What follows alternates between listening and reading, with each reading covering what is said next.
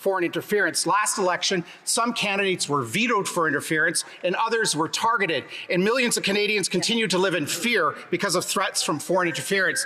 The Foreign Interference Transparency Registry was passed into law last year. The government said it would take 12 months to implement. 16 months have passed and still no registry. So when will it be up and running, and when will the commissioner be appointed? Right on. The Honourable Minister of Public Safety. Mr. Speaker, I appreciate the opportunity to answer this very important question, Mr. Speaker. I look forward to bringing forth the name to the leaders of the opposition so that we can have consensus on the commissioner, and I assure the member opposite that we'll have the commission up and running by the end of the year. The Liberals didn't announce these new regulations at a press conference. They didn't table it with fanfare. They didn't even bother pretending Canadians were invited to this conversation. The Liberals just quietly dropped it in the Canada Gazette on the Friday after the New Year's, when everyone's distracted, hungover, or maybe both.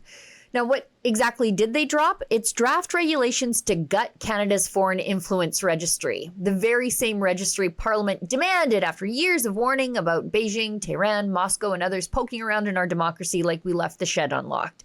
This is after an entire federal commission noted the 2019 and 2021 elections had been hit with foreign interference, that Conservatives had been targeted and even physically followed, and that the Liberals, like MP Han Dong, had benefited from foreign help. You know, when I became a school board trustee, I intentionally severed my ties with my relatives in China, with the understanding that I will put them in danger.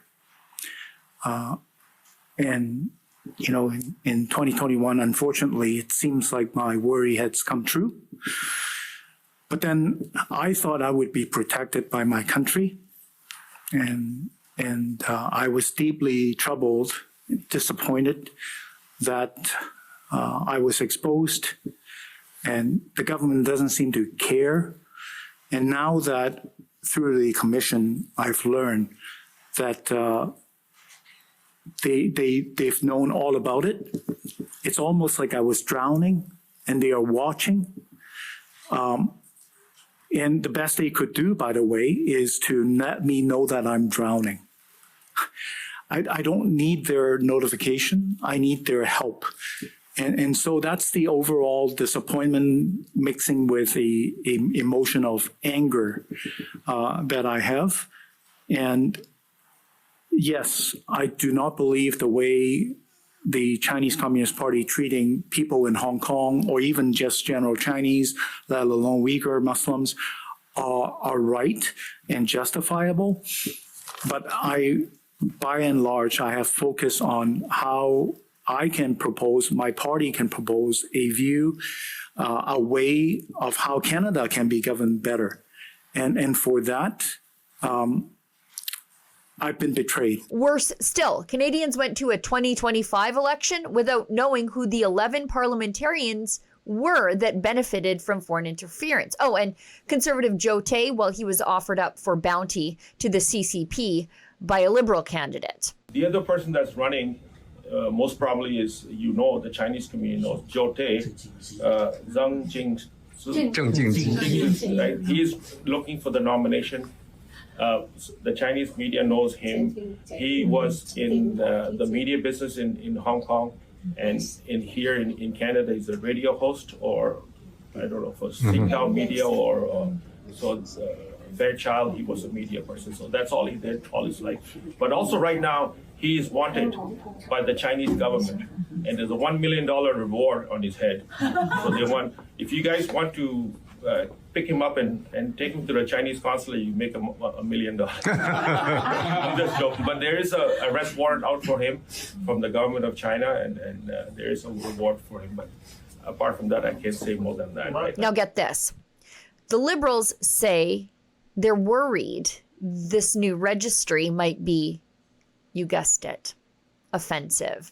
According to the government's own words, racialized groups may experience suspicion or discrimination if foreign agents were publicly named, especially if certain countries show up more than others.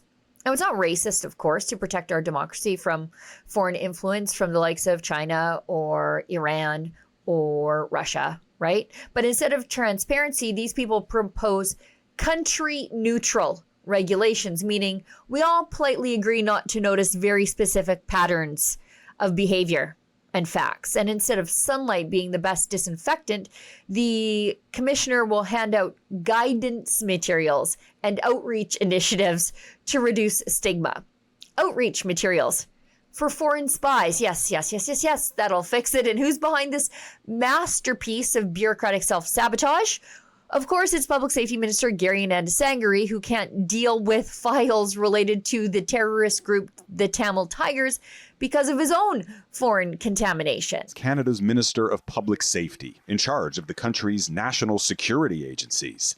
But court documents obtained by Global News reveal before he became Public Safety Minister as an MP, Ananda Sangari wrote letters of support for a suspected member of a terrorist organization to come to Canada. We have this egregious error on his part, a lack of judgment at a minimum. He should resign his post immediately. Ananda Sangari's department now proposes that penalties for violating the registry could be as low as $50, $50 to a country like China with the world's second largest economy. That'll learn them. That's not a deterrent. That's less than a parking ticket. Crime really does pay in Canada. And worse, foreign agents would be allowed to sign compliance agreements that reduce or erase penalties altogether. These are just promises to behave next time. So break the law, pinky swear not to do it again, carry on lobbying Parliament. And the most important part of all of this, the money stays hidden. Parliament explicitly intended this registry to work like the U.S. Foreign Agents Registries Act. You lobby for a foreign power, you must disclose who pays you and how much, but not here. Funny how privacy only matters when foreign money is involved and if that foreign money helps the Liberals, but never when Canadians are donating $10 to the wrong protest, right? Let's be clear about what Parliament actually passed. In June 2024, Parliament adopted Bill C-30, requiring anyone acting at the direction of, for the benefit of, or in association with a foreign entity to register under threat of 5 years in prison or a $5 million fine. That was the law.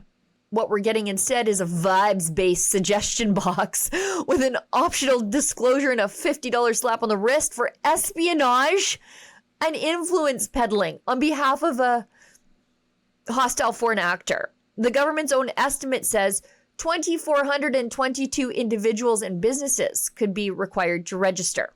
So several thousands potentially. And yet we're told the real danger here is hurt feelings. And then there's the cherry on top. Remember? Prime Minister Mark Carney recently elevated Justice Marie Hogue to Assistant Minister at Justice. Yeah, that Marie Hogue, the one who oversaw the foreign interference inquiry that refused to tell Canadians who exactly was contaminated by foreign influence before the last election. Now Hogue's part of the senior public service helping implement these watered down rules. That will not be publicly identifying parliamentarians who may seek up suspect of having participated in foreign interference activities or of having acted wittingly or unwittingly as agents of foreign state. I couldn't script this mess more cynically if I tried, as if we didn't already know during that commission that the fix was in. It's a registry designed to not name names, penalties designed not to punish, and we had an inquiry that found interference everywhere that we will never know about. A registry designed to not name names, penalties designed not to really punish anybody, an inquiry that found foreign interference everywhere, but we'll never know. And once again, it's proving that when transparency threatens Liberal power and those who help them to maintain it, this government suddenly discovers a deep and abiding love of privacy. Not for you, though, for the foreign agents. For Rebel News, I'm Sheila Gunn-Reid. If you agree with me that Canada should not have a public safety minister who cannot deal with specific terrorism files because of foreign influence over him, please go to firegary.com and sign the petition today.